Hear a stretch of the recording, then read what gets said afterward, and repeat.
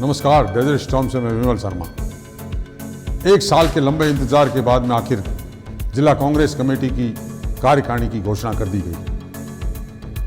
एक साल पहले जब उमेद सिंह तंवर को जिलाध्यक्ष बनाया गया था, उसी समय फकीर परिवार ने उमेद सिंह से अपनी दूरी बना ली थी।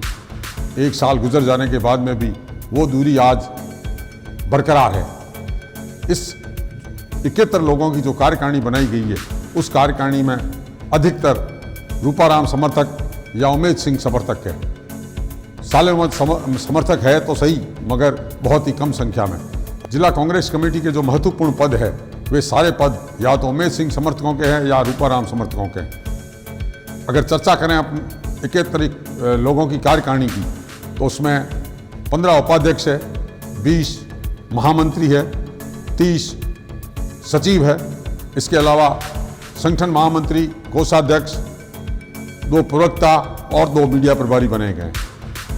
इन सब में अगर नज़र दौड़ाई जाए तो ऐसा लगता है जैसे एक तरह से रूपाराम गुट पूरी तरह से हावी है। जो महत्वपूर्ण पद है, अगर माने कि संगठन मंत्री, तो संगठन मंत्री कमलेश छंगानी को बनाया गया है, जो रूपाराम के एकदम करीब माने जाते हैं। इसी प्रकार मिठालाल मोहता को महत्वपूर्ण कोषाध्यक्ष का पद दिया गया है। मिठालाल भी रूपाराम के एकदम करीब माने जाते हैं। इसके अलावा इस कार्यकारिणी में 9 महिलाओं को स्थान दिया गया है, 13 अल्पसंख्यक वर्ग के लोग हैं और उन वरिष्ठ कार्यकर्ताओं को भी स्थान दिया गया है जो लगातार लंबे समय से कांग्रेस से जुड़े हुए हैं।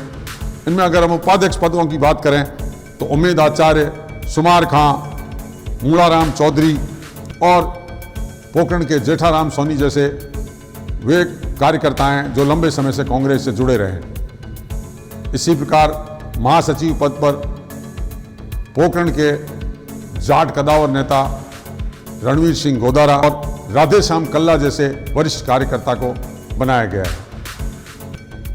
इस तरह से सामंजस्य बिठाने का प्रयास किया गया है कि शहर के और गांव के लोगों को किस तरह से जोड़ा जाए, मगर फकीर परिवार के समर्थकों को लगभग इससे दूर रखा गया है।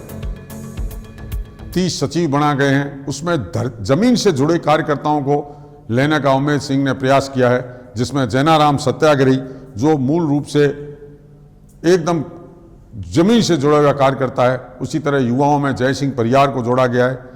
माली समाज हो, चाहे ब्राह्मण समाज हो, चाहे रावणा राजपूत समाज हो, चाहे मूल ओबीसी के सुथार कुंभार, इन सबको जोड़कर प्रयास ऐसा किया गया है कि सबको मिलाकर, सबको साथ रख के कार्यकारिणी का गठन किया जाए।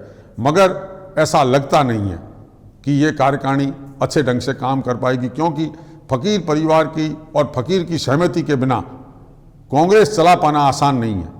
क्योंकि जैसलमेर में अगर सर्वाधिक वोट है तो किसी के, तो वो मुसलमानों के। ऐसी स्थिति में फकीर परिवार, उनका तो ये कहना है उनके समर्थकों का कि हमने हमारी तरफ से किसी प्रकार की कोई सूची नहीं दी है, मगर माना ये जा रहा है कि उनके कुछ समर्थकों को लिया गया है, वो उनकी सहमति से लिया गया है। फकीर परिवार का कोई नामी व्यक्ति इस कार्यकारिणी में नहीं है। इसका मतलब साफ है कि फकीर परिवार की इसको हरी झंडी नहीं दी गई है। एक तरह से जब हमने अनौपचारिक रूप से उमेद सिंह तंवर से बात की, तो उनका कहना था कि 75 की कार्यकारिणी है, बनानी थी, हमको इतना ही टारगेट था, तो 75 की मैं अभी 71 बनाए हैं और 4 पद खाली रखे गए। और उसी लिहाज से देखा जाए तो रूपाराम समर्थकों को 25, उमेद सिंह समर्थकों को 25 और साले मोहम्मद समर्थकों को 25-25 कार्यकर्ताओं का एक तरह से कार्यकारिणी में लेने का लक्ष्य दिया गया होगा, जैसा कि हमारे सूत्र बता रहे हैं। मगर जिस तरह से इस पूरे कार्यकारिणी में रूपाराम जैसलमेर विधायक की जिस तरह से बहुतायत है, उनके समर्थकों को महत्वपूर्ण पद दिए गए हैं। अगर मीडिया प्रभारी की बात करें तो भी उनके सबसे करीबी उपेंद्र आचार्य रुगदान झेबा को बनाया गया।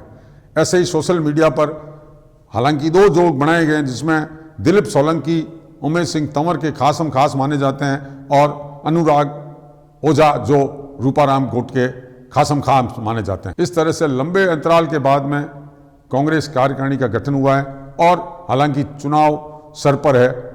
कार्यकारिणी किस तरह से कार्य कर पाएगी या कितना समय उनके पास बचा है जिसमें वो कार्य करने की कोशिश करें, मगर अभी तक जो सामने आए हैं उसमें फकीर परिवार पूरी तरह से असंतुष्ट है और उनके समर्थक नहीं आने से उनके समर्थकों में एक तरह से नाराज़गी भी है। अप्रत्यक्ष रूप से तो यहाँ भी कहा जाता है कि उनके लोगों ने उनको बनाना चाहा अमित सिंह ने, मगर उन्होंने अपना नाम कार्यकारिणी में देने से इनकार कर दिया। आधार कार्ड वगैरह जो मांगे गए वो देने से इनकार कर दिया। मगर उसके बावजूद जिस तरह की कार्यकारिणी बनी है, इस कार्यकारिणी को के सामने चुनौतियाँ रहेगी। आगामी चुनावों में किस तरह से ये कार्यकारिणी काम पर कर पाएगी, ये समय बताएगा। डेजर्ट स्टॉर्म के लिए अब तक के लिए इतना ही। धन्यवाद।